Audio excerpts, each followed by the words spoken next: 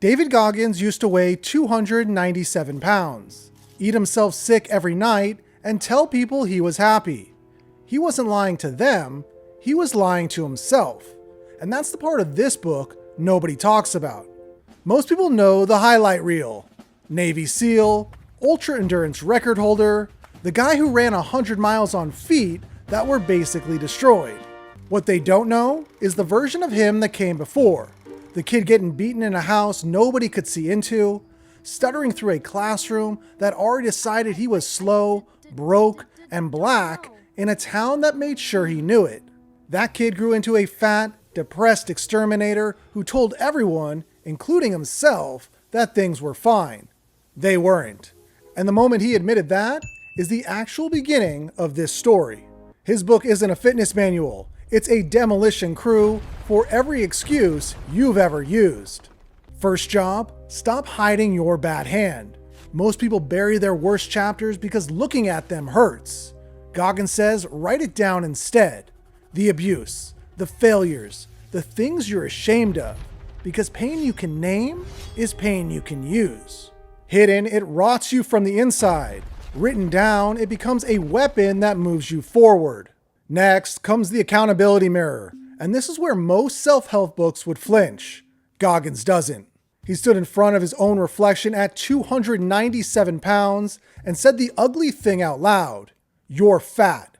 You're a coward. You're not who you pretend to be. No affirmations, no gentle reframing, because a lie you tell yourself in the mirror is still a lie.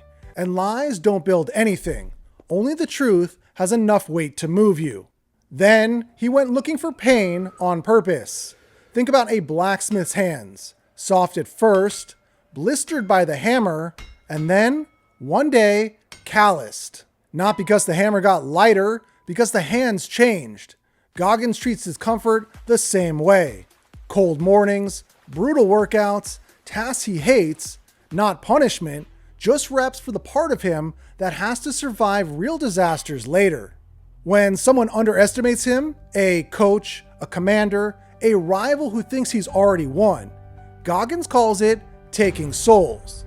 He doesn't argue, he doesn't explain, he just outworks them until the gap between what they expected and what he delivered becomes his own kind of violence.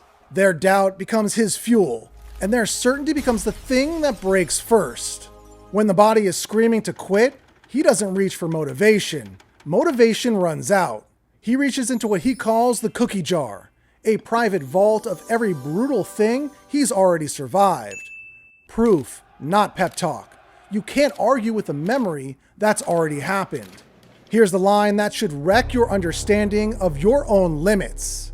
When your mind says you're done, you've used 40% of what you actually have. He compares it to a governor on an engine, a built-in limiter that caps your output to keep you safe. Whether or not safe is actually true. The other 60% doesn't show up by accident. You have to insult the governor until it gives up trying to protect you.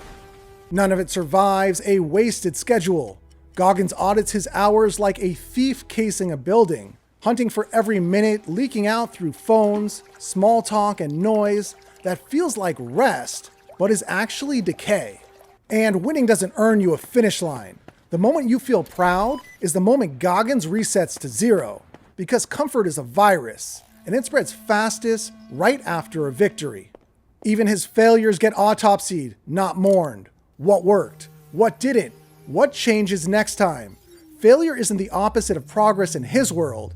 It's just progress wearing a different face. Strip away every chapter and there's one sentence underneath all of it. The world will hand you 100 reasons to stop. And the only people who matter are the ones who decided those reasons were lies. Goggins didn't get hard because life was easy on him. He got hard because he stopped lying to himself about how bad things really were. And that one honest moment is where everything else started.